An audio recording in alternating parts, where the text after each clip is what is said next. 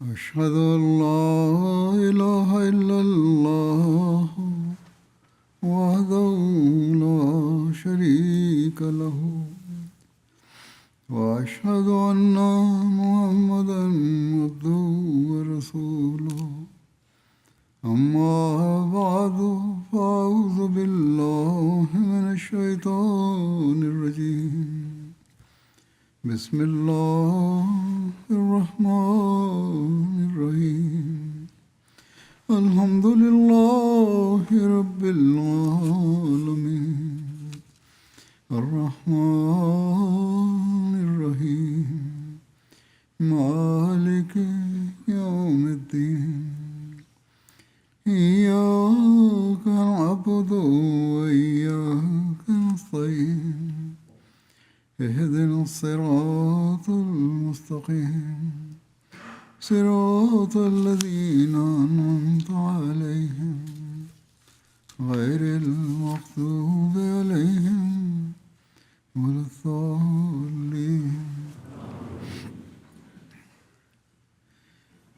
தௌஹீதை உலகத்தில் நிலைநாட்டுவது தொடர்பாக மாநபி ஸல்லல்லாஹு அலைஹி வஸல்லம் அவர்களின் வேதனை, முயற்சி, துணிச்சல், இணை வைப்பின் எல்லா அம்சத்துக்கு எதிராகவும் ஒரு உறுதியான பாறையைப் போன்று நின்றுவிடுதல் மற்றும் ஒவ்வொரு சமுதாயத்தின் இணை வைப்பின் சிந்தனைகளுக்கும் போதனைகளுக்கும் எதிராக உண்மையை கூறுதல் குறித்து நாம் முதலில் படித்து வந்தோம்.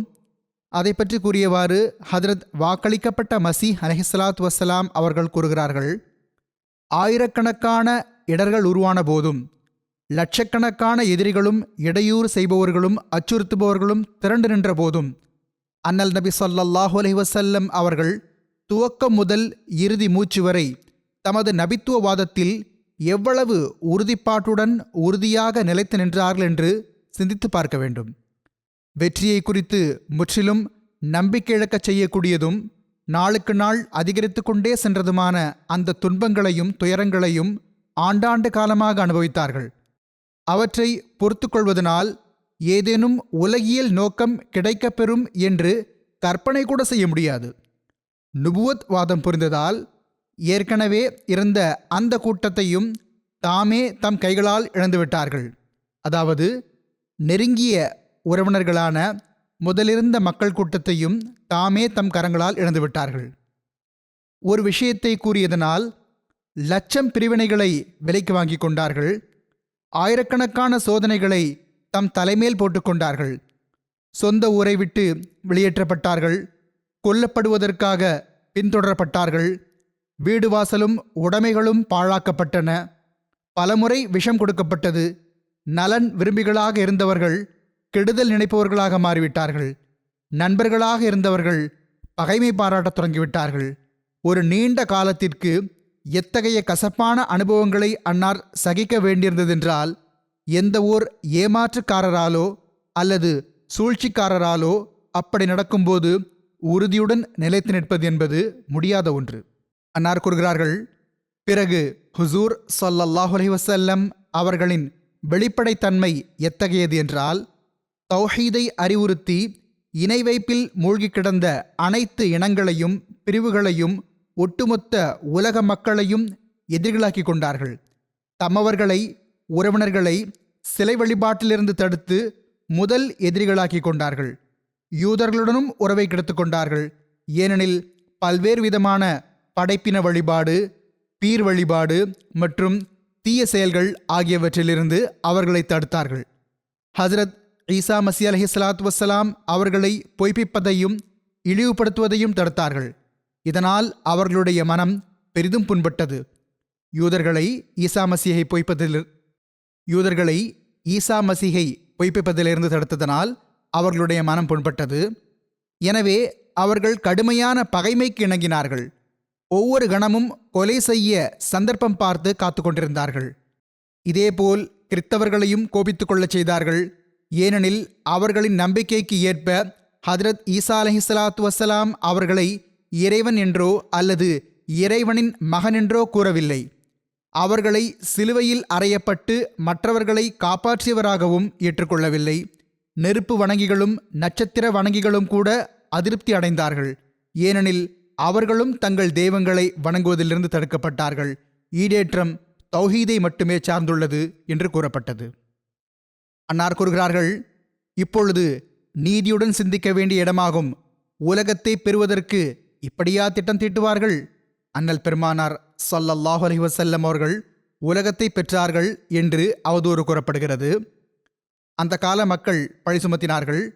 ஒவ்வொரு பிரிவினருக்கும் எவ்வளவு தெள்ளத் தெளிவான மற்றும் மனதுக்கு வேதனை தரக்கூடிய விஷயங்கள் கூறப்பட்டன என்றால், அதனால் அனைவரும் எதிர்ப்பதற்கு கங்கணம் கட்டி கொண்டார்கள். எல்லாருடைய உள்ளமும் உடைந்து போனது. தமக்கென சிறிதளவாவது மக்கள் கூட்டம் உருவாவதற்கு முன்பே அல்லது யாராவது தாக்குதல் தொடுத்தால் தடுப்பதற்கு சிறிது வலிமை சேருவதற்கு முன்பே அனைவருடைய இயல்புகளையும் எவ்வளவு கொதித்தெழச் செய்தார்கள் என்றால், அதனால் அந்த மக்கள் அன்னாரை கொலை செய்ய துடித்தார்கள். இன்றும் இஸ்லாத்தை எதிர்க்கும் மேற்கத்திய ஆய்வாளர்கள் இதே பழியைத்தான் பெருமானார் ஸல்லல்லாஹு அலைஹி வஸல்லம் அவர்கள் மீது சுமத்துகிறார்கள். ஆனால் இப்படி பழி சுமத்தும் போது யாராவது ஒரு மனிதர் பயன்பெறுவதற்காக இத்தகைய நிலையை தனக்கு ஏற்படுத்திக் கொள்வாரா என்று கூட அவர்கள் யோசிப்பதில்லை. அன்னார் கூறினார்கள், காலத்தை தம் வசப்படுத்துவதற்கு எப்படி திட்டம் தீட்டியிருக்க வேண்டுமென்றால், சிலரை பொய்யர்கள் என்று கூறியது போலவே சிலரை உண்மையாளர்கள் என்றும் சொல்லியிருப்பார்கள். அதாவது காலத்துக்கு பின்னால் ஓடுவதாக இருந்திருந்தால் சிலரை பொய்யர்கள் என்று கூறியது போன்று மகிழ்ச்சிப்படுத்துவதற்காக சிலரை உண்மையாளர்கள் என்றும் கூறியிருப்பார்கள். அப்படி செய்திருந்தால் சிலர் எதிர்த்திருந்தாலும் சிலர் ஆதரவாக இருந்திருப்பார்கள். இன்னும் சொல்வதாயின், அரேபியர்களிடம் உங்களுடைய லாத் மற்றும் உஸ்ஸா சிலைதான் உண்மையானவை என்று சொல்லியிருந்தால் போதும், அவர்கள் அந்த கணமே காலடியில் விழுந்திருப்பார்கள். நினைத்ததை அவர்களை செய்ய வைத்திருக்கலாம். ஏனெனில் அவர்கள் எல்லாரும் உற்றாருக்காக, நெருங்கிய உறவினர்களுக்காக மற்றும் இனத்துக்காக நிற்பதில் நிகரற்றவர்களாக இருந்தார்கள். உறவுக்காரர்களாக, நெருங்கிய சொந்தக்காரர்களாக இருந்தார்கள். ஒரே கோத்திரத்தைச் சேர்ந்தவர்களாக இருந்தார்கள். அதற்காகவோ அந்த மக்கள் எந்த ஒரு தியாகத்தையும் செய்ய ஆயத்தமாக இருந்து வந்தார்கள். எல்லா விஷயங்களும் ஒப்புக்கொள்ளப்பட்டிருந்தன. சிலை வழிபாட்டுக்கான போதனையினால் மட்டுமே அவர்கள் மகிழ்ச்சியடைந்திருப்பார்கள். மாநபி ஸல்லல்லாஹு அலைஹி வஸல்லம் அவர்கள், சரி, உங்கள் சிலைகள் சரியானவைதான் என்று மட்டும் சொல்லியிருந்தால் போதும், அவர்கள் மகிழ்ந்திருப்பார்கள். மனப்பூர்வமாக அன்னாருக்கு கீழ்ப்படைந்திருப்பார்கள். அவர்கள் இந்த கோரிக்கையையே வைக்கவும் செய்தார்கள். ஆனால் சிந்தித்து பார்க்க வேண்டும். ஹஜ்ரத் நபிகள் நாயகம் ஸல்லல்லாஹு அலைஹி வஸல்லம் அவர்கள் தம்மவர், அந்நியர் என அனைவரையும் ஒரே நேரத்தில் பகைத்துக் கொள்வது மற்றும் அந்த நாள்களில் உலக மக்களுக்கு எதைவிட அதிகம் வெறுப்பான வேறு ஒன்று இருக்கவில்லையோ, இதன் காரணமாக நூற்றுக்கணக்கான சிக்கல்கள் வந்து கொண்டே இருந்தனவோ, உயிருக்கே ஆபத்து இருந்து வந்ததோ, அந்த தௌஹீதை வலுவாக பிடித்து கொள்வது ஆகியவை எந்த உலகியல் ஆதாயத்துக்காக செய்யப்பட்டன? முன்னர் இதன் காரணமாகவே தமது உலகியலையும் செல்வாக்கையும் இழந்திருந்த பிறகும் மீண்டும் இன்னலை இழுத்து வரக்கூடிய அதே நம்பிக்கையில் பிடிவாதமாக இருப்பதனால் எந்த நோக்கத்தை அடைவது குறிக்கோளாக இருந்தது? அந்த நம்பிக்கையை வெளிப்படுத்தியதுமே புதிய முஸ்லிம்கள் சிறைவாசம், சங்கிலியால் பிணைக்கப்படுதல் மற்றும் கடுமையான அடி உதையை அனுபவித்தார்கள்.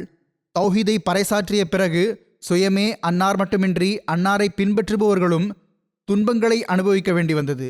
ஒவ்வொருவரிடமும் அவரவரது இயல்பு, பழக்க வழக்கம், விருப்பம் மற்றும் கொள்கை ஆகியவற்றுக்கு மாற்றமாக கசக்கும் விஷயத்தை கூறி அனைவரையும் ஒரு நொடிப்பொழுதில் உயிர் எதிரிகளாக ஆக்கிக் கொண்டார்களே. ஓரிரு இனத்தவர்களுடன் கூட பிணைப்பை வைத்திருக்கவில்லையே. உலகை சம்பாதிப்பதற்கு இதுதான் வழிமுறையா? பேராசை பிடித்தவர்களாகவும் தந்திரக்காரர்களாகவும் இருப்பவர்கள், பேராசை கொண்டிருப்பவர்கள், ஏதாவது ஒன்றுக்காக ஆசைப்படக்கூடியவர்கள் அல்லது சாதுரியத்தையும் தந்திரத்தையும் காட்டக்கூடியவர்கள், தோழர்களும் பகைவர்களாகிவிடுகின்ற இத்தகைய முறையைத்தான் கையாள்வார்களா? ஏதாவது சூழ்ச்சி செய்து உலகை சம்பாதிக்க நினைப்பவர்கள் ஒரே நேரத்தில் ஒட்டுமொத்த உலகத்தையும் தம்மை பகைத்து கொள்ள தூண்டுவதும் தமது உயிரை எப்போதும் ஆபத்தில் வைத்திருப்பதும் தான் அவர்களுடைய நெறிமுறையாக இருக்குமா? அவர்களோ தமது நோக்கத்தை நிறைவேற்றிக் கொள்ள அனைவருடனும் சமரச போக்கையே கடைபிடிப்பார்கள். ஒவ்வொரு பிரிவினருக்கும் உண்மைக்கான சான்றிதழையே அளிப்பார்கள். இறைவனுக்காக ஒருமுகப்படுவது அவர்களின் பழக்கமாக எங்கே இருக்கிறது? அவர்கள் இறைவனின் ஏகத்துவத்தை பற்றியோ அவனது மகத்துவத்தை பற்றியோ எங்கே கவலைப்படுகிறார்கள்? இறைவனுக்காக அநியாயமாக துன்பத்தை அனுபவிக்க அவர்களுக்கு என்ன அவசியம்? அவர்களோ வேட்டைக்காரனைப் போல வேட்டையாட எளிதாக இருக்கின்ற வழியிலேயே வலையை விரிப்பார்கள். ஏமாற்றி பிடிக்கவே வேண்டுமெனில், வசப்படுத்தவே வேண்டுமெனில் வேட்டைக்காரனைப் போல வலை விரித்து குறைந்த உழைப்பில் மிக அதிகமாக உலகியல் பலன் கிடைக்கும் வழியையே தேர்ந்தெடுப்பார்கள். நயவஞ்சகம் அவர்களின் தொழிலாகவும் பிறரை மகிழ்வித்தல் அவர்களின் இயல்பாகவும் இருக்கும். அனைவரிடமும் இனிமையாக பேசுவதும் திருடன் முதல் சாது வரை அனைவரிடமும் சமமான தொடர்பு வைத்திருப்பதும் அவர்களின் ஒரு சிறப்பான கொள்கையாக இருக்கும். முஸ்லிம்களிடம் அல்லாஹ் அல்லாஹ் என்றும் இந்துக்களிடம் ராம் ராம் என்றும் சொல்ல எப்போதும் ஆயத்தமாக இருப்பார்கள். ஒவ்வொரு அவையிலும் ஆமாம் என்றால் ஆமாம் என்றும் இல்லை என்றால் இல்லை என்றும் கூறி வருவார்கள். அவைக்கு தகுந்தாற்போல் தங்களை மாற்றிக்கொள்வார்கள். அவர்களுக்கு இறைவனுடன் என்ன தொடர்பு? அவனிடம் உண்மையாக இருக்க வேண்டிய தேவை அவர்களுக்கு என்ன? தமது மகிழ்ச்சியான வாழ்க்கையை வீணாக அக்கம் பக்கத்தின் துன்பத்தில் ஆழ்த்திக்கொள்ள அவர்களுக்கு என்ன தேவை வந்தது? கற்றுக் கொடுப்பவர் அவர்களுக்கு கற்றுக் கொடுத்திருக்கும் ஒரு பாடமே என்னவாக இருக்கும் என்றால், உன்னுடைய பாதைதான் நேரானது, உன்னுடைய கருத்துதான் சரியானது, நீ புரிந்து வைத்திருப்பதுதான் சரியானது என்றே ஒவ்வொருவரிடமும் சொல்ல வேண்டும். சுருக்கமாக சொன்னால், அவர்களுக்கு சத்தியம் அசத்தியம், உண்மை பொய், நன்மை தீமை ஆகியவற்றில் அக்கறையே இருக்காது. மாறாக யார் மூலமாக அவர்களுக்கு ஆதாயம் கிடைக்கிறதோ அவரே அவர்களை பொறுத்தவரை இறையடியார், சித்தர் மற்றும் நட்பண்பாளராக இருக்கிறார். யாரை புகழ்வதால் வயிற்றுக்கான நரகம் நிறைவதாக தெரிகிறதோ அவரையே ஈடேற்றம் அடையக்கூடியவராகவும் சொர்க்கத்திற்கு உரியவராகவும் நிரந்தரமான வாழ்வை பெற்றவராகவும் ஆக்கிவிடுவார்கள். அவரே அவர்களுக்கு அனைத்துமாக ஆகிவிடுகின்றார். ஆனால் நபிமார்களின் முத்திரையான அண்ணல் பெருமானார் ஸல்லல்லாஹு அலைஹி வஸல்லம் அவர்களின் வாழ்க்கை நிகழ்வுகளை கவனித்து பார்க்கும் பொழுது ஹஜ்ரத் நபிகள் நாயகம் ஸல்லல்லாஹு அலைஹி வஸல்லம் அவர்கள் மிக உயரிய நிலையில் ஒருமுகப்பட்டவர், தூய அகத்தை உடையவர், இறைவனுக்காக தம் உயிரையும் அர்ப்பணிக்க துணிந்தவர் என்பதும், படைப்பினங்கள் மீதான அச்சம் மற்றும் எதிர்பார்ப்பு ஆகியவற்றை விட்டும் முற்றிலும் முகந்திருப்பக்கூடியவர் என்பதும், இறைவன் மீது மட்டுமே தவக்குல் நம்பிக்கை வைக்கக்கூடியவர் என்பதும் மிகவும் தெளிவாக வெளிப்படையாக பளிச்சென தெரிகிறது. அன்னார் இறைவனின் நாட்டம் மற்றும் விருப்பத்தில் தம்மை தொலைத்து கொண்டும் மாய்த்து கொண்டும் தௌஹீதை பறைசாற்றுவதனால் தமக்கு என்னென்ன இன்னல்கள் வரும், இணை வைப்பாளர்களால் எந்தெந்த துன்பங்களையும் வேதனைகளையும் அனுபவிக்க நேரும் என்பதை பற்றியெல்லாம் சற்றும் கவலைப்படவில்லை. மாறாக அனைத்து கொடுமைகளையும் சிரமங்களையும் இன்னல்களையும் தாம் தாங்கிக் கொண்டு தம் எஜமானின் கட்டளையை நிறைவேற்றினார்கள். கடுமையான போராட்டம், பரப்புரை மற்றும் அறிவுரை ஆகியவற்றை செய்வதில் உள்ள அனைத்து நிபந்தனைகளையும் நிறைவேற்றினார்கள். எந்த அச்சுறுத்துபவரையும் அன்னார் ஒரு பொருட்டாகவே கருதவில்லை. எல்லா நபிமார்களின் வாழ்க்கை நிகழ்வுகளிலும் இத்தகைய ஆபத்தான சூழல்கள் இருந்தும் இறைவன் மீது மட்டுமே நம்பிக்கை வைத்து ஷிர்கையும் படைப்பினங்களை வணங்குவதையும் பகிரங்கமாக தடுப்பவர். இவ்வளவு எதிரிகள் இருந்தும் இத்தகைய உறுதி மனப்பான்மையுடனும் உறுதியான நிலைப்பாட்டுடனும் இருந்தவர் ஒருவர் கூட இல்லை என்று நாம் உண்மையாகவே கூறுகிறோம். நபிமார்களின் வரலாற்றில் பார்த்து கொள்ளுங்கள், இவ்வளவு மன உறுதி இருப்பதை எங்கும் காண முடியாது. எனவே இந்த அனைத்து சூழ்நிலைகளும் மாணவி ஸல்லல்லாஹு அலைஹி வஸல்லம் அவர்களின் அகத்தூய்மைக்கு எவ்வாறு சான்றளிக்கின்றன என்று சற்று நேர்மையுடன் சிந்தித்து பார்க்க வேண்டும். இது தவிர ஓர் அறிவாளி இந்த நிலைமைகளை இன்னும் ஆழமாக ஆராய்ந்து பார்த்தால், நபி பெருமானார் ஸல்லல்லாஹு அலைஹி வஸல்லம் அவர்கள் தோன்றிய அந்த காலம் உண்மையில் ஒரு மேன்மையான மகத்தான இறை சீர்திருத்தவாதி மற்றும் விண்ணின் வழிகாட்டியின் மிக கடுமையான தேவையிருந்த அத்தகைய ஒரு காலமாக அதன் அப்போதைய நிலைமை இருந்தது தெரியவரும். வழங்கப்பட்ட போதனைகளும் நிஜமாகவே உண்மையானவையாகவும் அக்காலத்திற்கு மிகவும் தேவையானவையாகவும் இருந்தன. காலம் எவ்வளவு கெட்டு போயிருந்ததென்றால் அப்பொழுது ஒரு வழிகாட்டியின், ஒரு சீர்திருத்தவாதியின், ஒரு வழி நடத்துபவரின் தேவை இருந்தது. அப்போதுதான் அந்த காலத்தில்தான் அன்னார் வருகை தந்தார்கள். அக்காலத்தின் அனைத்து தேவைகளும் நிறைவேறுகின்ற வகையில் அனைத்தையும் உள்ளடக்கியதாக அந்த போதனை இருந்தது. அந்த போதனை எத்தகைய தாக்கத்தை ஏற்படுத்தியது என்றால், லட்சக்கணக்கான உள்ளங்களை உண்மை மற்றும் நேர்மையின் பக்கம் ஈர்த்து கொண்டு வந்தது. லட்சக்கணக்கான நெஞ்சங்களில் லா இலாஹ இல்லல்லாஹ் என்ற முத்திரை பதிக்கச் செய்தது. நபித்துவத்தின் மைய குறிக்கோள் எதுவோ, எது நோக்கமோ, அதாவது ஈடேற்றம் பெறுவதற்கான போதனை, அதை அன்னார் எந்த அளவுக்கு முழுமையை எட்டச் செய்தார்கள் என்றால் அந்த முழுமை வேறு எந்த நபியின் மூலமாகவும் எந்த காலத்திலும் பெறவில்லை. ஆக இந்த நிகழ்வுகளை உற்று நோக்கும்போது நிச்சயமாக ஹதரத் ரசூலுல்லாஹ் ஸல்லல்லாஹு அலைஹி வஸல்லம் அவர்கள் இறைவன் புறமிருந்து அனுப்பப்பட்ட உண்மையான வழிகாட்டி ஆவார்கள் என்ற சான்றளிப்பு உள்ளத்திலிருந்து கட்டுப்பாடின்றி பொங்கியெழும். உள்ள பகைமையாலும் பிடிவாதத்தாலும் மறுப்பவர்களின் நோய் அவர்கள் இறைவனையே மறுத்தாலும் சரி குணப்படுத்த முடியாதது. இல்லையெனில் அண்ணல் நபி ஸல்லல்லாஹு அலைஹி வஸல்லம் அவர்களிடம் முழுமையாக ஒன்றிணைந்திருக்கும் உண்மைக்கான இந்த அனைத்து தடயங்களில் ஏதாவது ஒன்றையாவது வேறு எந்த நபியிடமாவது யாராவது நிரூபித்து காட்டட்டுமே, நாங்களும் இருந்து கொள்கிறோம். பிறகு கூறுகிறார்கள், இந்துக்கள் மற்ற அனைத்து இறை தூதர்களையும் இறை மறைகளையும் நிராகரித்துவிட்டு வேதங்கள்தான் எல்லாமே என்று வேதங்களின் புகழ் பாடிக்கொண்டிருக்கின்றார்கள். கிறிஸ்தவர்கள் இறைவனின் அனைத்து போதனைகளும் பைபிளோடு முடிந்துவிட்டதாக கருதி கொண்டிருக்கிறார்கள். ஒவ்வொரு இறைமறையின் மதிப்பும் தகுதியும் அது எந்த அளவு ஓரிரை கொள்கைக்கு பலனளிக்கிறது என்பதை வைத்தே அளவிடப்படுகிறது என்ற விஷயத்தை அவர்கள் புரிவதில்லை. எந்த மறைநூல் தௌஹீது குறித்து அதிகம் பலன் தருகிறதோ அதுவே தரத்தில் உயர்ந்தது. ஒரு இறைமறையின் உண்மையான நோக்கம் அதில் ஓரிரை கொள்கை பற்றிய பாடம் அதிகமாக இருக்க வேண்டும் என்பதுதான். இதனால்தான் இறைவனின் ஏகத்துவத்தை மறுப்பவரிடம் எத்தகைய நற்பண்புகள் ஒருங்கே இருந்தாலும் அவரால் ஈடேற்றம் அடைய முடியாது. ஒருவரிடம் அனைத்து நல்ல குணங்களும் ஒரு சேர இருக்கின்றன, ஆனால் அவர் தௌஹீதை மறுப்பவராயின் அல்லாஹின் பார்வையில் அவர் ஈடேற்றம் பெறுபவர் அல்ல. ஈடேற்றம் எதை சார்ந்திருக்கின்றதோ அந்த தௌஹீத் எந்த மறையின் மூலம் உலகில் மற்றவற்றை விட அதிகமாக பரவியது என்பதை இவர்கள் சிந்தித்து பார்க்க வேண்டும். வேதங்கள் மூலம் எந்த நாட்டில் ஏகத்துவம் பரவியுள்ளது என்று யாராவது சொல்லுங்களேன். பைபிள் மூலம் ஓரிரை கொள்கை பரவிய எந்த ஒரு நாடும் தென்படுவதில்லை. இன்னும் சொல்வதாயின் பைபிளை பின்பற்றுபவர்கள் ஓரிரைவாதியை ஈடேற்றம் பெறுபவராகவே கருதுவதில்லை. தௌஹீதை ஏற்பவர்களை ஈடேற்றம் அடைந்தவராக கருதுவதில்லை. பாதிரியார்கள் தௌஹீதுவாதிகளை ஓர் இருளான நெருப்பில் அனுப்புகிறார்கள். ஓரிறைவனை ஏற்பவர்களை பற்றி, 3 கடவுள்களை ஏற்காதவர்களை பற்றி அவர்களோ நெருப்பில் விழுவார்கள், அங்கு அழுது கொண்டும் பல்லை கடித்துக் கொண்டும் இருப்பார்கள் என்று பாதிரியார்களான அவர்கள் சொல்கிறார்கள். அவர்களுடைய கூற்றுப்படி இறைவன் மட்டுமே அந்த கரும் நெருப்பிலிருந்து தப்புவார். அவர்களின் கூற்றுப்படி இறைவனுக்கு மரணம், துன்பம், பசி, தாகம், வலி, வேதனை, உருவமெடுத்தல் மற்றும் ஊடுருவல் ஆகியவற்றை எப்போதும் சாத்தியம் என கருதுபவர் மட்டுமே அந்த கரும் நெருப்பிலிருந்து தப்பிக்க முடியும். இல்லையெனில் தப்பிக்க வழியே இல்லை. அதாவது இதில் ஹஜ்ரத் ஈசா அலைஹிஸ்ஸலாம் அவர்களை படம் பிடித்து காட்டியுள்ளார்கள். அவர்களுடைய அந்த கற்பனை சொர்க்கம் ஐரோப்பாவின் 2 பெரும் இனங்களான ஆங்கிலேயர்களுக்கும் ரஷ்யர்களுக்கும் பாதி பாதியாக பிரித்து கொடுக்கப்படுமாம். இப்பொழுது இதில் இன்னும் சில பெரிய நாடுகளும் பிரிந்துவிட்டன. அமெரிக்கர்களும் சொல்கிறார்கள். சொல்லப்போனால் அமெரிக்காவின் சில தலைவர்களின் தரப்பிலிருந்து ஈசா மசி அவர்களின் 2ஆம் வருகை ட்ரம்ப் வடிவில் இருக்கலாம் என்ற அளவுக்கு சொல்லத் தொடங்கிவிட்டார்கள். இன்னா லில்லாஹி வ இன்னா இலைஹி ராஜிஊன். சொல்லப்போனால் அமெரிக்காவின் சில தலைவர்களின் தரப்பிலிருந்து ஈசா மசீஹ் அவர்களின் 2ஆம் வருகை ட்ரம்ப் வடிவில் இருக்கலாம் என்ற அளவுக்கு சொல்லத் தொடங்கிவிட்டார்கள். இன்னா லில்லாஹ். அன்னார் கூறுகிறார்கள், பாதி பாதியாக பிரித்து கொடுக்கப்படுமாம். ஏனைய ஏகத்துவவாதிகள் அனைவரும் இறைவனை அவனது முழுமைத்தன்மைக்கு களங்கம் விளைவிக்கும் அனைத்து குறைகளிலிருந்தும் தூய்மையானவன் என கருதிய குற்றத்திற்காக நரகத்தில் தள்ளப்படுவார்களாம். இதை நாம் எழுதியதன் நோக்கம் என்னவென்றால், இன்று உலக பரப்பில் தௌஹீத் என்று அழைக்கப்படுவது மாநபி ஸல்லல்லாஹு அலைஹி வஸல்லம் அவர்களின் உம்மத்தை தவிர வேறு எந்த பிரிவினரிடமும் காணப்படுவதில்லை. கோடிக்கணக்கான படைப்பினங்களை இறைவனின் ஏகத்துவத்தில் நிலைநிறுத்தி மிகவும் கண்ணியத்துடன் அந்த உண்மையான இறைவனை நோக்கி வழிநடத்தியதற்கான அடையாளம் திருக்குர்ஆனை தவிர வேறு எந்த மறையிலும் கிடைப்பதில்லை. ஒவ்வொரு இனத்தவரும் தமக்கென ஒரு செயற்கையான கடவுளை உருவாக்கி கொண்டனர். ஆனால் தொன்று தொட்டே அழியாதவனும் மாறாதவனும் தனது தொன்மையான பண்புகளில் முன்பு இருந்தது போன்றே இருப்பவனுமான அவனே முஸ்லிம்களின் இறைவனாவான்.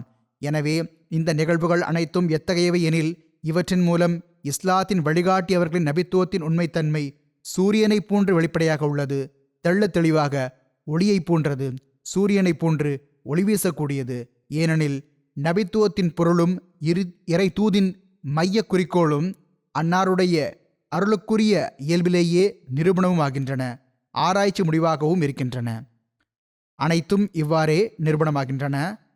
உருவாக்கப்பட்ட பொருளை வைத்து அதை உருவாக்கியவர் அடையாளம் காணப்படுவதைப் போன்று அறிவாளிகளும் அப்போதிருக்கும் சீர்திருத்தத்தைக் கண்டு இறைவனின் அந்த சீர்திருத்தவாதியை அடையாளம் கண்டுகொள்கிறார்கள். உருவாக்கக்கூடியவர், பொருளை உருவாக்கக்கூடியவர் ஒருவர் இருந்தால் அவரால் உருவாக்கப்பட்ட அந்த பொருள் இருக்கிறது. ஏதேனும் ஒரு கருவியையோ அல்லது ஒரு பொருளையோ உருவாக்கியவர் அதை எவ்வளவு மேன்மையாக அல்லது எந்த தரத்தில் உருவாக்கியிருக்கிறார் என்பதை கொண்டே அவர் அடையாளம் காணப்படுகிறார். அதேபோல் ஒரு இறை சீர்திருத்தவாதி எப்படி அடையாளம் காணப்படுகிறார் என்றால் அவர் தௌஹீதை பரப்புபவராக இருப்பார். இதேபோன்று பெருமானார் ஸல்லல்லாஹு அலைஹி வஸல்லம் அவர்கள் இறையுதவியால் ஆதரவு வழங்கப்பட்டார்கள் என்பதை நிரூபிக்கும் இன்னும் இத்தகைய ஆயிரக்கணக்கான நிகழ்வுகளும் உள்ளன. எடுத்துக்காட்டாக, இது ஒரு வியக்கச் செய்யும் நிகழ்ச்சி இல்லையா? எல்லா சமுதாயங்களும் செல்வம், படை, அறிவு ஆகியவற்றில் முழுமையான ஆற்றல் பெற்றிருந்த காலத்தில் பொருள் வசதியும் அற்ற, ஆற்றலும் இல்லாத, உதவியும் அற்ற, எழுத்தறிவும் பெறாத, பெற்றோரையும் இழந்த, தனித்தவராகவும் இருந்த ஓர் ஏழை அவர்கள் கொண்டு வந்த ஒளிமிக்க போதனை அதன் வலுவான சான்றுகளாலும் தெளிவான அத்தாட்சிகளாலும் அனைவரையும் வாயடைக்கச் செய்து நுட்பஞானிகள், பிலாசபிகள் அதாவது தத்துவவாதிகள் என கூறி தெரிந்த பெரும்புள்ளிகள், பேரறிஞர்கள் ஆகியோரின் தவறுகளை வெளிச்சமிட்டு காட்டியதும், உதவியற்றவராகவும் ஏழையாகவும் இருந்தும் பேரரசர்களை அரியணைகளிலிருந்து வீழ்த்தி அதே அரியணைகளில் ஏழை எளியவர்களை ஏற்றிவிடும் அளவுக்கு ஆற்றலை வெளிப்படுத்தியதும் இறையுதவி இல்லை என்றால் வேறென்ன? அறிவு, ஞானம், ஆற்றல் மற்றும் வலிமை ஆகியவற்றில் முழு உலகையும் விட மேலோங்குவது இறையுதவி இன்றியும் நடக்குமா என்ன? ஹதரத் வாக்களிக்கப்பட்ட மசி அலி இஸ்லாம் அவர்கள் கூறுகிறார்கள், வரலாறுகள் தெளிவாக எடுத்துரைக்கின்றன. மேலும் உண்மை மற்றும் பொய்யை பிரித்து காட்டக்கூடிய திருக்குர்ஆனின் பல இடங்களில் இது மிகவும் தெளிவாக குறிப்பிடப்பட்டுள்ளது. பெருமானார் ஸல்லல்லாஹு அலைஹி வஸல்லம் அவர்கள் எத்தகைய காலத்தில் தோன்றினார்கள் என்றால், முழு உலகில் வழிகேடும் படைப்பின வழிபாடும் பரவியிருந்த நேரம் அது. மக்கள் அனைவரும் உண்மையான கொள்கைகளை கைவிட்டிருந்தார்கள். நேரான பாதையை மறந்துவிட்டு ஒவ்வொரு பிரிவினரும் தனித்தனியான பிதத்துகளின் வழிகளை மேற்கொண்டிருந்தார்கள். அரேபியாவில் சிலை வணக்கம் உச்சத்தில் இருந்தது. பாரசீகத்தில் நெருப்பு வழிபாடு தீவிரமாக இருந்தது. அந்த காலத்தில் ஈரானிய மக்கள் அக்னியை பூஜிப்பவர்களாக இருந்தார்கள், நெருப்பை வணங்கி வந்தார்கள். இந்தியாவில் சிலை வணக்கம் மட்டுமின்றி இன்னும் நூற்றுக்கணக்கான படைப்பின வழிபாடுகள் பரவியிருந்தன. அந்த நாட்களிலேயே எந்த நூல்களின் அடிப்படையில் இறைவனின் அடியார்கள் பலர் கடவுளாக்கப்பட்டு அவதாரங்களை வழிபடுவதற்கான அடித்தளம் அமைக்கப்பட்டதோ அந்த நூல்கள் பல இயற்றப்பட்டிருந்தன. பாதிரியார் வார்டு அவர்களின் கூற்றுப்படி இங்கே ஜான் டெவன்போர்ட் என்று எழுதப்பட்டுள்ளது. அதாவது ஹதரத் வாக்களிக்கப்பட்ட மசி அலி இஸ்லாம் அவர்கள் அந்த பாதிரியாரை பற்றி கூறுகிறார்கள். அவர் கூறுகிறார், இன்னும் பல ஆங்கிலேய அறிஞர்களும் இதை கூறியுள்ளார்கள், அந்த நாள்களில் கிறிஸ்தவ மதத்தை விட அதிகம் சீர்கெட்ட மதம் வேறெதுவும் இருக்கவில்லை. ஜான் டெவன்போர்ட் அவர்களும் இதை எழுதியுள்ளார். அன்னாருடைய காலத்தில் மேலும் பலரும் இதை எழுதியுள்ளனர். அவர்களுடைய இந்த விஷயங்கள் அன்னாருக்கு தெரிய வந்தன. கிறிஸ்தவ வரலாற்றாசிரியர்கள், அறிவார்ந்த ஆங்கிலேயர்கள் கிறிஸ்தவம் இருப்பதைப் போல மிகவும் சீர்கெட்ட மதம் வேறெதுவும் இருக்கவில்லை என்று எழுதியிருக்கிறார்கள். பாதிரியார்களின் தீய நடத்தையாலும் தவறான கொள்கைகளாலும் மத ரீதியான பகுதியின் மீது ஒரு பெரிய கரை படிந்திருந்தது. கிறிஸ்தவ நம்பிக்கைகளில் ஒன்றல்ல இரண்டல்ல, மாறாக பல பொருட்கள் இறைவனின் இடத்தை பிடித்துக் கொண்டிருந்தன. எனவே பெருமானார் ஸல்லல்லாஹு அலைஹி வஸல்லம் அவர்கள் எத்தகைய பொதுவான வழிகேட்டின் காலத்தில் அனுப்பப்பட்டார்கள் என்றால், அப்பொழுது அக்காலத்தின் அன்றைய சூழல் ஒரு மாபெரும் மருத்துவரை, சீர்திருத்தவாதியை எதிர்பார்த்து கொண்டிருந்தது. இறைவனின் வழிகாட்டுதலுக்கு உச்சக்கட்ட தேவை இருந்தது. பிறகு அன்னார் தோன்றி ஓர் உலகையே தௌஹீத் மற்றும் நற்செயல்களால் உயரச் செய்ததும், தீமைகளின் தலையூற்றான இணை வைப்பையும் படைப்பின வழிபாட்டையும் வேறறுப்பதும் ஹதரத் ரசூலுல்லாஹ் ஸல்லல்லாஹு அலைஹி வஸல்லம் அவர்கள் இறைவனின் உண்மையான தூதர் என்பதற்கும் எல்லா தூதர்களை காட்டிலும் மேலானவர் என்பதற்கும் தெளிவான சான்றாகும். அன்னார் உண்மையாளர் என்பது இதிலிருந்தே நிரூபணமாகிறது. அந்த பொதுவான வழிகேட்டின் காலத்தில் இயற்கை நியதி ஓர் உண்மையான வழிகாட்டி எதிர்பார்த்து கொண்டிருந்தது. இறைவனின் நடைமுறை ஓர் உண்மையான வழி நடத்துபவரை எதிர்பார்த்து கொண்டிருந்தது. மக்கள் சீர்கெடும் போது அல்லாஹ் தன் தூதர்களை அனுப்புகிறான் என்பதே அவனது நடைமுறையாக இருந்தது. ஏனெனில் அனைத்து உலகங்களையும் படைத்து பரிபாலிக்கின்ற இறைவனின் தொன்மையான சட்டமும் இதுதான்.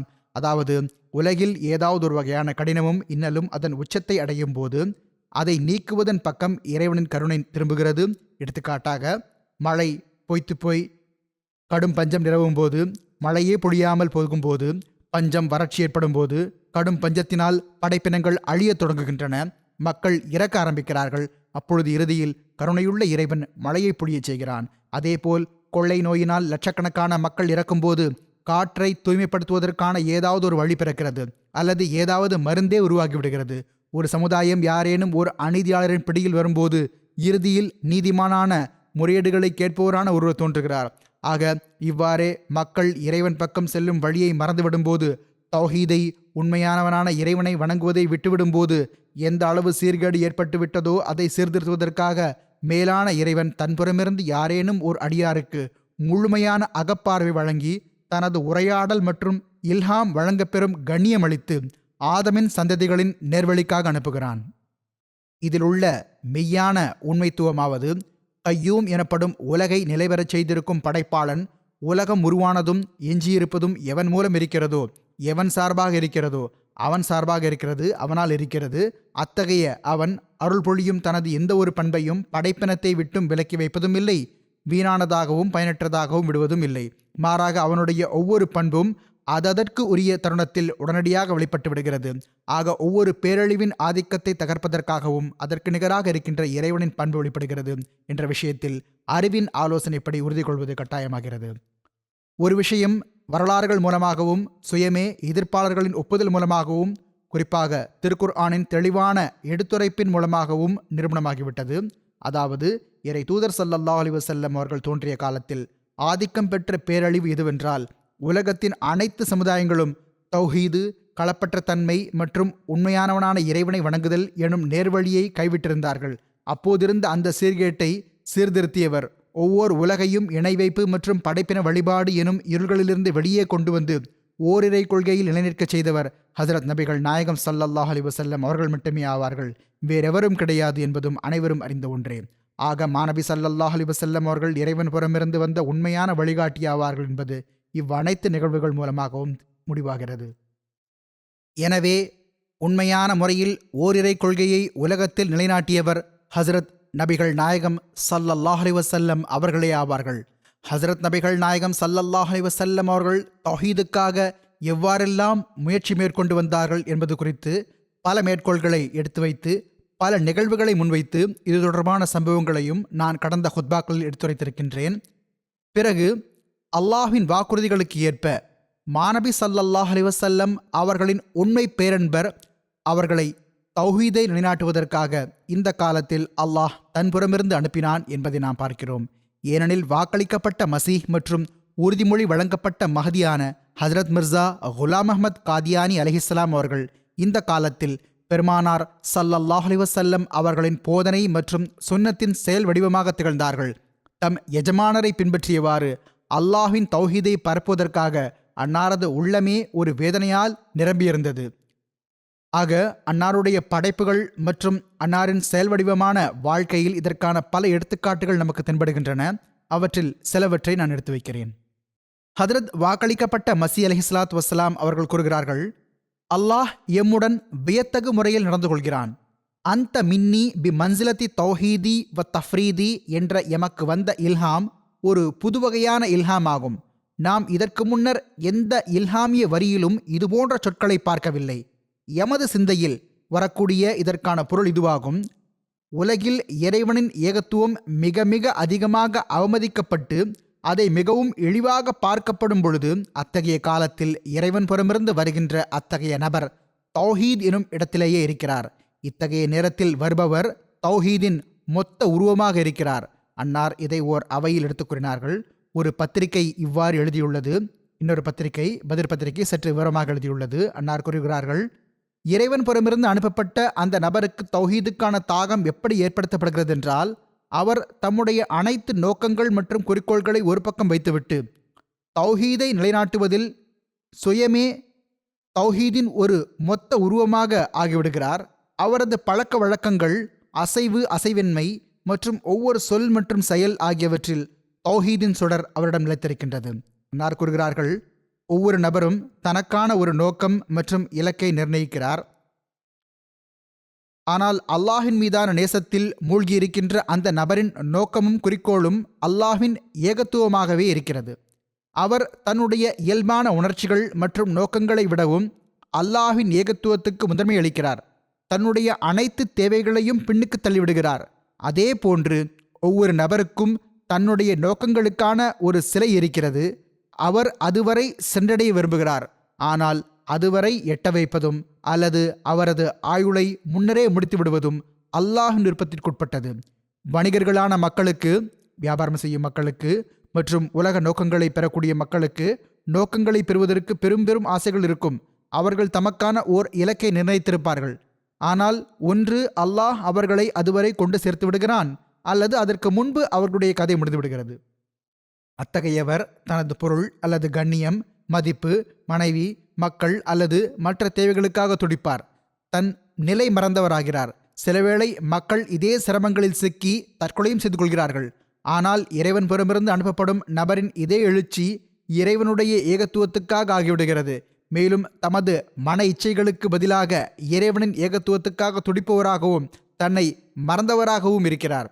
அன்னார் கூறுகிறார்கள், இத்தகைய நேரத்தில் அந்த மின்னி பி மன்சிலத்தி தௌஹீதி வ தஃப்ரீதி எனும் இந்த சொற்கள் இறைவன் புறமிருந்து வருகின்றன என்று நான் புரிகிறேன்.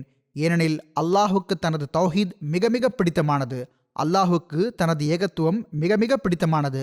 இந்த ஏகத்துவத்திற்காகத்தான் அல்லாஹ் சில வேளை தொற்று நோயையும், சில வேளை பஞ்சத்தையும், சில வேளை தன்னுடைய அன்பிற்குரிய நபிமார்கள் அலைஹிமுஸ்ஸலாம் அவர்களுடைய கைகளில் உள்ள வாளால் அதை நிலைநாட்டுவதற்காக ஆயிரக்கணக்கான இணை வைப்பாள உயிர்களை அழித்து விட்டான்.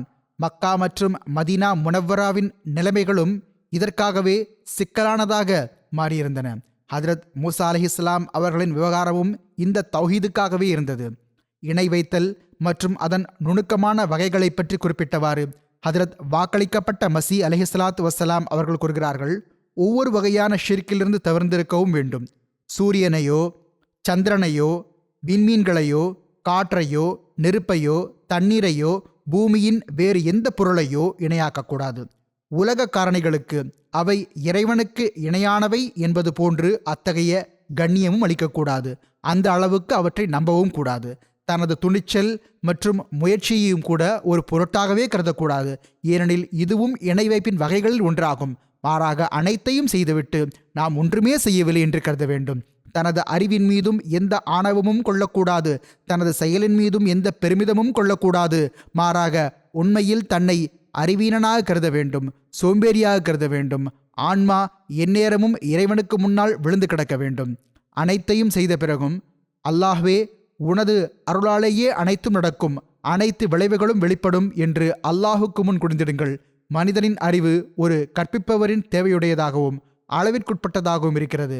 மனிதனின் அறிவு படித்துக் கொடுப்பவர் ஒருவரின் தேவையுடையதாக இருக்கிறது. ஆனாலும் வரையறைக்குட்பட்டதாக, அளவிற்குட்பட்டதாக இருக்கிறது. ஆனால் அவனது அறிவோ எந்த கற்பிப்பவரின் தேவையும் அற்றது. அதாவது அல்லாஹின் அறிவு கற்பிப்பவர் எவரின் தேவையும் அற்றது, வரையறையும் அற்றது. அதற்கு எந்த எல்லையும் இல்லை. மனிதனுடைய செவித்திறன் காற்றின் தேவையுடையதாகவும் வரையறைக்குட்பட்டதாகவும் இருக்கிறது. மனிதனின் கேட்கும் திறனுக்கு காற்று தேவை. பிறகும் அவனால் குறிப்பிட்ட வரையறைக்குள்ளேயே கேட்க முடியும். ஆனால் இறைவனின் கேட்கும் திறன் சொந்த ஆற்றலினாலும் இருக்கிறது, வரையறைக்குட்பட்டதும் அல்ல. மனிதனின் பார்வை சூரியன் அல்லது வேறு ஏதேனும் ஒளியின் தேவையுடையதாக இருக்கிறது, வரையறைக்குட்பட்டதும் ஆகும். ஆனால் இறைவனின் பார்க்கும் திறன் சொந்த ஒளியினாலும் உள்ளது, வரையறையற்றதாகவும் இருக்கிறது. இவ்வாறே மனிதனின் பிறக்கச் செய்யும் ஆற்றல் ஏதேனும் மூலப்பொருளின் தேவையுடையதாக இருக்கிறது, நேரமும் தேவைப்படுகிறது, மேலும் வரையறைக்குட்பட்டதாகவும் இருக்கிறது. ஆனால் இறைவனின் படைக்கும் ஆற்றலுக்கு எந்த மூலப்பொருளும் தேவையில்லை, எந்த நேரமும் தேவையில்லை, மேலும் வரையறையற்றதும் ஆகும். ஏனெனில் அவனுடைய அனைத்து பண்புகளும் இணையற்றவையும் நிகரற்றவையும் ஆகும். அவனுக்கு இணையேதும் இல்லாதது போன்று அவனுடைய பண்புகளுக்கும் இணையேதும் இல்லை. அவன் ஒரு பண்பில் குறையுடையவனாக இருந்தால் பிறகு அனைத்து பண்புகளிலும் குறையுடையவனாக இருப்பான். எனவே அவன் தனது இருப்பை போன்று தனது அனைத்து பண்புகளிலும் நிகரற்றவனாகவும் ஈரற்றவனாகவும் இல்லாதவரை அவனது ஏகத்துவம் நிலைபெற முடியாது. இந்த தௌஹீதை திருக்குர்ஆன் கற்றுக் கொடுத்தது. இது ஈமானின் அடிப்படையாகும். இன்றைய காலத்தின் தாக்கத்தின் கீழ் சில வேளை பிள்ளைகளிடமும் அல்லாஹை படைத்தது யார், அல்லாஹ் எங்கிருந்து வந்தான் என்ற கேள்விகள் எழுகின்றன. எழுதி கொண்டே இருக்கிறார்கள். பெரியவர்கள் அவர்களுக்கு கூறுவார்கள் போல, அல்லது சுயமே அவர்களுடைய சிந்தனையில் இந்த கேள்விகள் எழலாம். ஆனால் அல்லாஹ்வின் பண்புகள் எத்தகையவை எனில், அல்லாஹ் தொடக்கமும் முடிவும் இல்லாத என்றென்றும் இருப்பவனாவான். அவன் எல்லையற்றவன். எனவே அவனே அனைத்தையும் படைத்தான். அவனை எவரும் படைக்கவில்லை. தானாகவே உருவானது என்று இறுதியான எந்த பொருளை பற்றி ஒரு கற்பனை உருவாக முடியுமோ அது இறைவனே.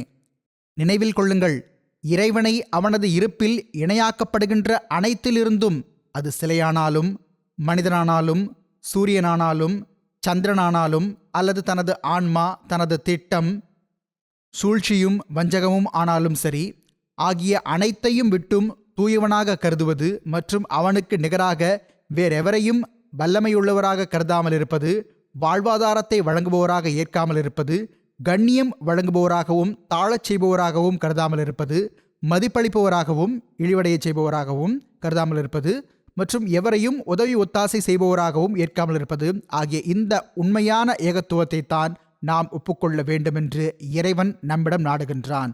இதனை ஏற்பதில்தான் ஈடேற்றம் உள்ளது. அடுத்தது, அவனிடமே நாம் நேசம் கொள்ள வேண்டும், அவனை மட்டுமே வணங்க வேண்டும், அவனிடம் மட்டுமே மன்றாட வேண்டும், அவனிடம் மட்டுமே எதிர்பார்ப்பை வைக்க வேண்டும், அவனுக்கு மட்டுமே அஞ்ச வேண்டும் என்பதாகும். ஆக இந்த 3 வகையான இறைவனுக்கே உரித்தாக்குதல் இன்றி எந்த ஏகத்துவமும் முழுமையடைய முடியாது. முதலாவது, இருப்பின் அடிப்படையில் ஏகத்துவம், அதாவது அவனுக்கு நிகராக உலகில் இருக்கின்ற மற்ற அனைத்தையும் இல்லாதவையாக, அதாவது அழியக்கூடியவையாக கருதுவது, அனைத்தையும் அழிவிற்குரியவையாகவும் உண்மையற்றவையாகவும் கருதுவது, அனைத்தும் தம்மளவில் அழியக்கூடியவையாகும் பொய்யானவையாகும் முழுமையான நிறைவுத்தன்மை பெற்றவை அல்ல என்று கருதுவதாகும்.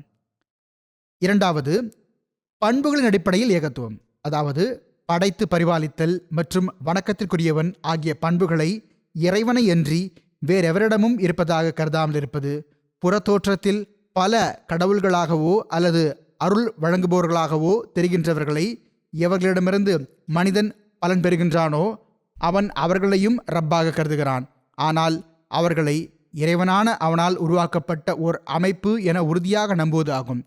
எந்த அமெரிக்காவும் கிடையாது, எந்த இஸ்ரேலும் கிடையாது, உலகின் வேறு எந்த வல்லரசும் கிடையாது, மாறாக இறைவனின் வல்லமை மட்டுமே இருக்கிறது. முஸ்லிம்களும் இதை அடையாளம் கண்டு கொண்டால் நிச்சயம் அவர்கள் வெற்றி பெறுவார்கள். மூன்றாவது, தனது நேசம், உண்மை மற்றும் உள தூய்மை ஆகியவற்றின் அடிப்படையில் ஏகத்துவம், அதாவது அன்பு போன்ற வணக்கத்தின் அடையாளங்களில் வழிமுறைகளில் மற்றெவரையும் அவனுக்கு இணையாக்காமல் இருத்தல் மற்றும் அவனுள்ளேயே தன்னை மாய்த்து கொள்ளுதல் ஆகியவையாகும். எப்படி அல்லாஹை நேசிக்க வேண்டுமோ அப்படி வேறு எவரையும் நேசிக்கக்கூடாது.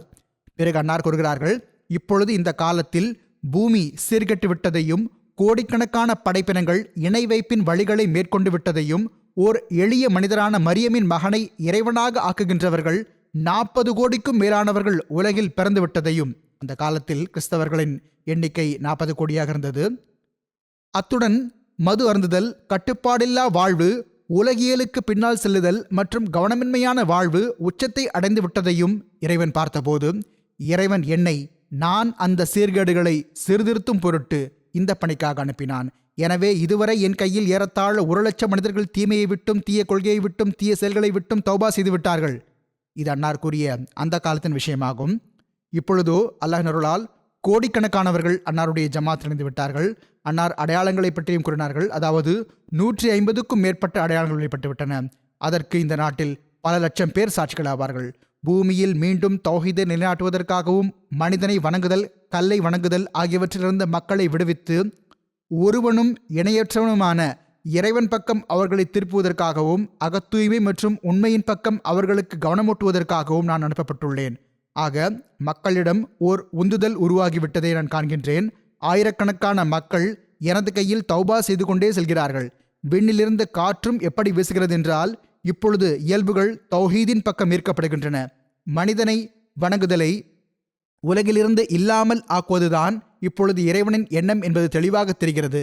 இந்த எண்ணத்தை முழுமைப்படுத்துவதற்காக ஆயிரக்கணக்கான காரணிகள் உருவாக்கப்பட்டுள்ளன. அல்லாஹ் நமக்கும் அவற்றை வழங்கியுள்ளான். அதன் மூலமாக நாம் தப்லீகும் செய்கிறோம். இது ஒவ்வொரு அஹ்மதியின் வேலையும் ஆகும். அதாவது தௌஹீதை பரப்புவதற்கும் முயற்சி செய்ய வேண்டும். அன்னார் கூறுகிறார்கள், சிலை வணக்கத்திற்கான இலக்கணம் என்ன என்றும் அது எந்த மக்களை சிலை வணங்கிகளாக ஆக்குகிறது என்றும் நம்மிடம் கேட்கப்படுகிறது. அதை பொறுத்தவரை நாம் அந்த விஷயங்கள் எடுத்துக் கூறுவது கட்டாயமாகும். இபாதத் கொள்கைகளின் விளைவாகும் என்பதை அறிந்து கொள்ள வேண்டும். மேலும் இறைவன் ஒருவனே ஆவான். மேன்மையும் மகத்துவமும் மிக்க அல்லாஹின் பண்புகள் எப்பொழுதும் நிலைத்தும் நிரந்தரமாகவும் இருக்கின்றன என்பதுதான் உண்மையாளர்களின் கொள்கையாகும். அதாவது அவனது பண்பில் மாற்றமும் மாறுதலும் இல்லை, எந்த மாற்றமும் ஏற்பட முடியாது, எந்த மாறுதலும் ஏற்பட முடியாது, முதலும் இல்லை முடிவும் இல்லை. மெய்யான உண்மையான இறைவன் தொடக்கமும் முடிவும் அற்றவனாவான். பிறப்பதற்கு அவன் ஒன்றும் படைப்பினம் அல்ல, அதாவது எவ்வகையிலும் பிறந்தவன் அல்ல. நான் முன்னரும் கூறியது போன்று சிலருடைய கேள்விகளுக்கு இதில் பதில் வந்துவிட்டது. மெய்யான உண்மையான இறைவன் தொடக்கமும் முடிவும் அற்றவனாவான். பிறப்பதற்கு அவனொன்றும் படைப்பினம் அல்ல, அவன் பிறக்கவில்லை. எந்த பண்புகளை ஏற்றுக்கொள்வதை நமது உள்ளம் வெறுக்குமோ அத்தகைய பண்புகளுக்கு அப்பாற்பட்டவன். அவனுடைய பண்புகளோ நமது உள்ளம் ஒப்புக்கொள்ளக்கூடியவையாகும். மேலும் நமது உள்ளம் அவனுடைய பண்புகளால் அன்பில் திளைத்துள்ளது. அவன் தொடக்கமற்ற நிலையிலிருந்தே ஒருவனாவான். அவனது ஒருமையை மறுக்கும் எந்த உள்ளம்தான் உள்ளது? முடிவற்ற காலம் வரை அவன் ஒருவனாவான். எந்த உள்ளம்தான் அவனது மும்மையை ஏற்கிறது, முக்கடவுள் தன்மையை ஏற்கிறது? இதுதான் கிறிஸ்தவ போதனையே அன்றி 3 கடவுள்கள் இருக்கிறார்கள் என்பதல்ல. ஆக நல்லியல்புள்ள எவரும் முத்தைவ கொள்கையை ஒப்புக்கொள்ள முடியாது. அன்னார் கூறுகிறார்கள், நான் முக்கடவுள் கொள்கை எனும் சீர்கேட்டை சீர்திருத்துவதற்காக அனுப்பப்பட்டுள்ளேன். கிறிஸ்தவத்தில் எந்த சீர்கேடுகள் உருவாகிவிட்டனவோ அவற்றை சீர்திருத்துவதற்காக அனுப்பப்பட்டுள்ளேன். எனவே ஹதரத் ஈசா அலைஹிஸ்ஸலாத்து வஸ்ஸலாம் அவர்களை இறைவனாக கருதி கொண்டிருக்கின்ற இத்தகைய மக்கள் உலகில் 40 கோடிக்கும் சற்று அதிகமானவர்கள் கணக்கிடப்படுகிறார்கள் என்ற இந்த வேதனை தரும் காட்சி. ஹசரத் ஈசா அலைஹிஸ்ஸலாத்து வஸ்ஸலாம் அவர்களை இறைவனாக கருதி கொண்டிருக்கின்ற இத்தகைய மக்கள் உலகில் 40 கோடிக்கும் சற்று அதிகமானவர்கள் காணப்படுகிறார்கள் என்ற இந்த வேதனை தரும் காட்சி எமது உள்ளத்தில் எந்த அளவுக்கு பெருந்துயரத்தை ஏற்படுத்தி வந்துள்ளதென்றால், எம்மீது எமது முழு வாழ்நாளிலும் இதைவிட அதிகம் பெரிய துயரம் ஏதும் வந்ததாக யாம் எண்ண முடியவில்லை. மாறாக வேதனையாலும் துயரத்தாலும் மரணிப்பது எனக்கு சாத்தியப்பட்டிருந்தால், ஏன் இந்த மக்கள் ஒருவனும் இணையற்றனுமாகிய இறைவனை விட்டுவிட்டு ஓர் எளிய மனிதனை வணங்குகிறார்கள்? ஏன் உண்மையான நேர்வழி மற்றும் நேரான பாதையுடன் உலகிற்கு வந்த அந்த நபியின் மீது, அதாவது ஹஸரத் நபிகள் நாயகம் ஸல்லல்லாஹு அலைஹி வஸல்லம் அவர்கள் மீது இந்த மக்கள் ஈமான் கொள்வதில்லை என்ற இந்த வேதனை என்னை அழித்திருக்கும். இந்த வேதனையின் பெருந்துயரத்தால் நான் மரணித்து விடுவேனோ என்ற அச்சம் எனக்கு எப்பொழுதும் இருந்து வந்துள்ளது. அன்னார் கூறுகிறார்கள், ஓர் எளிய மனிதர் இறைவனாக்கப்படுகிறார் என்ற இந்த இட்டுக்கட்டுதலால் வானம் பிளந்துவிடவிருக்கிறது என்று இறைவன் திருக்குர்ஆனில் உண்மையை கூறியுள்ளான். இந்த வேதனையால் என் நிலை எப்படி ஆகிறதென்றால், இந்த வேதனையால் என் நிலை எப்படி இருக்கிறதென்றால், மற்ற மக்கள் சொர்க்கத்தை வேண்டுகிறார்கள் எனில், நான் என் வாழ்நாளில் இந்த இணை வைப்பிலிருந்து மனிதர்கள் விடுபடுவதையும் இறைவனின் கம்பீரம் வெளிப்படுவதையும் பார்ப்பதுதான் எனக்கு சொர்க்கமாகும். எனது ஆன்மா எந்நேரமும், இறைவா, நான் உன்புறமிருந்து இருக்கிறேன் என்றால், உனது அருளின் நிழல் என்னுடன் இருக்கிறது என்றால், நவுதுபில்லா, ஹதரத் ஈசா மஸீஹ் அலைஹிஸ்ஸலாத்து வஸ்ஸலாம் அவர்கள் இறைவன் என வாதம் புரிந்தார்கள் என்ற இந்த பழி அவர்களின் தலையிலிருந்து அகற்றப்படும் அந்த நாளை எனக்கு காட்டுவாயாக. இறைவன் அந்த மக்களுக்கு கண்களை அருள்வானாக. அவர்கள் அவனது ஓரிறைமை மீது ஈமான் கொள்வார்களாக, அவனுடைய தூதரை அடையாளம் கண்டு கொள்வார்களாக, முத்தைவ கொள்கையை விட்டும் தௌபா செய்பவர்களாக என்ற இந்த துவாக்களையே நான் ஐவேளையும் செய்து வந்த ஒரு நீண்ட காலம் கழிந்துவிட்டது. செயல் ரீதியாகவோ கிறிஸ்தவம் அழிந்து வருகிறது. முக்கடவுள் கண்ணோட்டமோ வெறும் நூல்களில் உள்ள கண்ணோட்டமாக ஆகிவிட்டது. அவற்றை செயல்படுத்துபவர்கள் மிக குறைந்தவர்களே. குறிப்பாக ஐரோப்பாவில், ஆப்பிரிக்கா மற்றும் தென் அமெரிக்காவில் இப்பொழுதும் இருக்கிறார்கள். ஆனால் எவர்கள் முக்கடவுள் கொள்கையை விடவும் செய்கிறார்களோ அவர்களும் ஓர் இறைவனை ஏற்பதில்லை. எனவே தௌஹீது நிலைபெறச் செய்வதற்கு நாம் இந்த தூது செய்தி எட்ட வைப்பதற்கு நம்மால் இயன்ற அளவுக்கு முயற்சி செய்ய வேண்டும். அல்லாஹ் எந்த நோக்கத்தை முழுமைப்படுத்துவதற்காக அன்னாரை அனுப்பினானோ, எந்த தௌஹீதின் போதனையை ஹதரத் ரசூலுல்லாஹ் ஸல்லல்லாஹு அலைஹி வஸல்லம் அவர்கள் அறிவித்தார்களோ, அந்த உண்மையான ஏகத்துவத்தின் மீது நாம் அமல் செய்பவர்களாகவும் இருப்போமாக, உலகில் பரப்பக்கூடியவர்களாகவும் இருப்போமாக. அதற்கு அல்லாஹ் அருள் புரிவானாக. ஏனெனில் இப்பொழுது மனிதம் எஞ்சியிருப்பதற்கு இது ஒன்றே தீர்வாகும். இதை தவிர வேறு எந்த வழியும் இல்லை. அல்லாஹ் நமக்கு அதற்கான நல்வாய்ப்பு வழங்குவானாக. தொழுகைக்கு பிறகு நான் இருவருடைய ஜனாசா காயப் தொழுகை தொழ வைப்பேன். முதலாவதாக மதிப்பிற்குரிய ஹாஜா ஜஃபர் அஹமத் சாஹிப் ஆவார்கள். இவர்கள் சியால்கோட் மாவட்டத்தின் முன்னாள் அமீராக இருந்தார்கள். தற்போது சில காலங்களாக அமெரிக்காவில் வாழ்ந்து வந்தார்கள். கடந்த நாள்களில் தமது 91வது வயதில் வஃபாத்தாகிவிட்டார்கள். இன்னா லில்லாஹி வ இன்னா இலைஹி ராஜிஊன். மர்ஹூம் மூசியா அவர்கள் இவர்களின் மகள் இஃபத் ஹை கூறுகிறார், சிறுவயது முதலே அவர்கள் தம் வாழ்வை ஜமாத்தின் தொண்டில் களப்பற்ற பணிவுடனும் முழுமையான அர்ப்பணிப்புடனும் கழிப்பதை நாங்கள் பார்த்துள்ளோம். ஹிலாஃபத் மீது அவர்கள் கொண்டிருந்த ஆழ்ந்த பிணைப்பு அவர்களது இயல்பின் தெளிவாக தெரியும் பண்பாகும். இதுவே அவர்களின் பிள்ளைகள் மற்றும் குடும்பத்தினரின் உள்ளங்களிலும் ஹிலாஃபத்தின் மீதான அன்பையும் நன்றியுணர்வையும் உருவாக்குவதில் அடிப்படை பங்காற்றியது. இது உண்மையுமாகும். மிகுந்த நன்றியுணர்வுள்ளவராக, களப்பற்ற தன்மை கொண்டவராக மற்றும் ஜமாத் அமைப்பின் மீது ஆழ்ந்த பற்று கொண்டவராக இருந்தார்.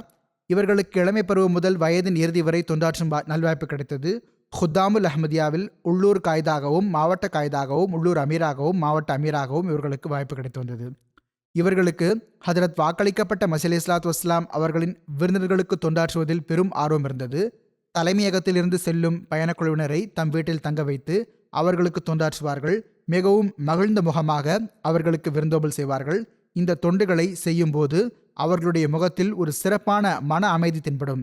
இவர்கள் எந்த பொறுப்பாளர் குறித்தும் பொருத்தமற்ற எந்த கூற்றையும் ஒருபோதும் கூறியதும் இல்லை, ஒருபோதும் கேட்கவும் விரும்பியதும் இல்லை. இவர்கள் ஒருபோதும் தம் முன் யாரையும் விமர்சிக்க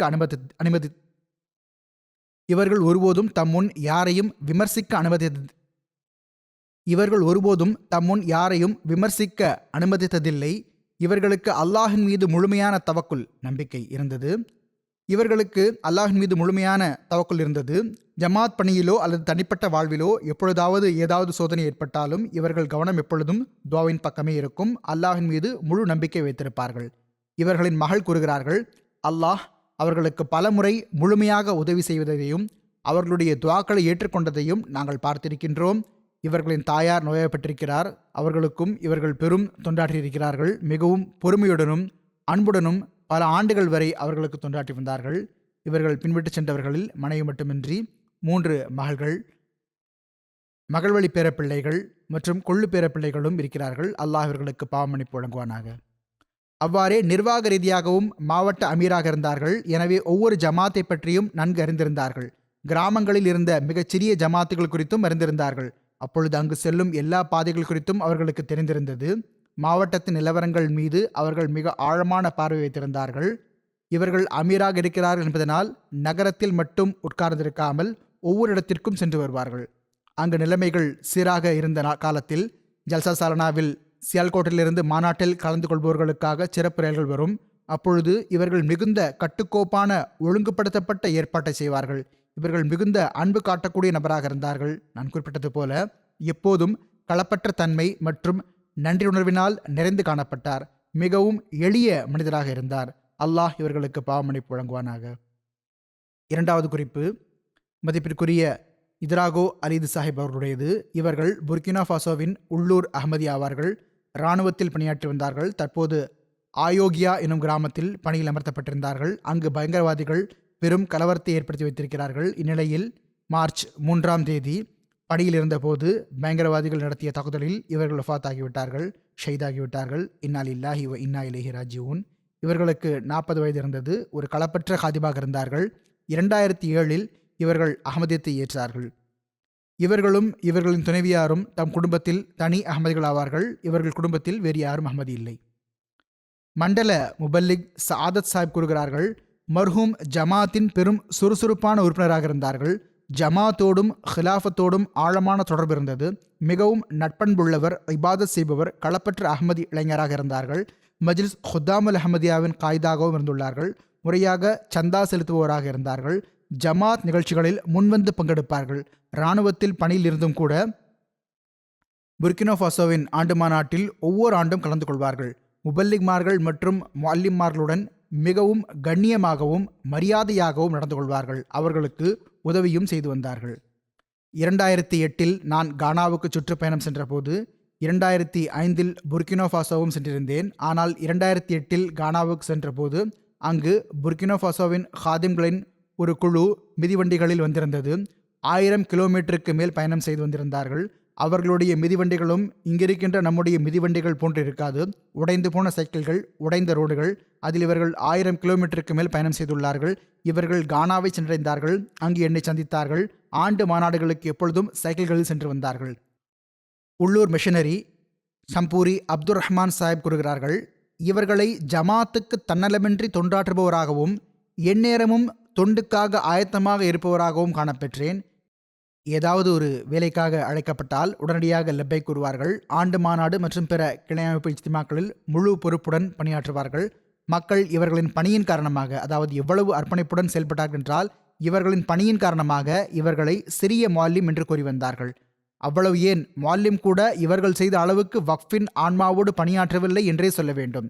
இவர்களுக்கு இவர்களுடைய இராணுவத்திலும் வேலை கிடைக்காத போது, எனக்கு இப்பொழுது எந்த வேலையும் இல்லை, நான் ஏழையாவேன், ஜமாத்தின் முன்னேற்றத்தில் எப்படி பங்கெடுப்பேன் என்று பெரும் கவலையுடன் இருந்து வந்தார்கள்.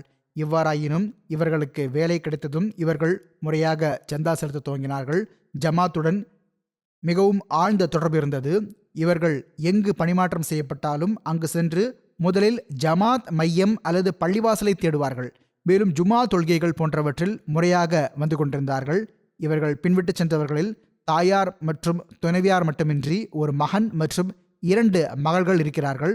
அல்லாஹ் இவர்களுக்கு பாவமன்னிப்பு வழங்கி கருணையுடன் நடந்து கொள்வானாக.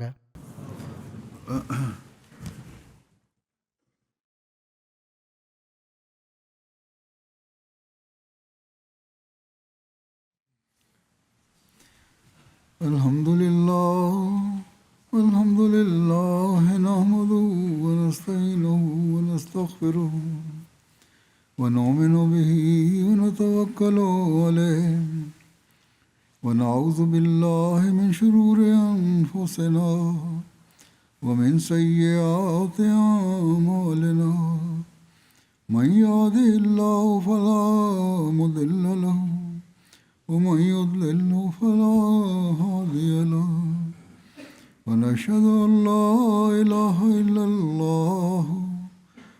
وأشهد أن محمدا عبده ورسوله عباد الله رحمكم الله إن الله يأمر بالعدل والإحسان وإيتاء ذي القربى وينهى عن الفحشاء والمنكر والبغي يعظكم لعلكم تذكرون اذكروا الله يذكركم وادعوه يستجب لكم ولذكر الله أكبر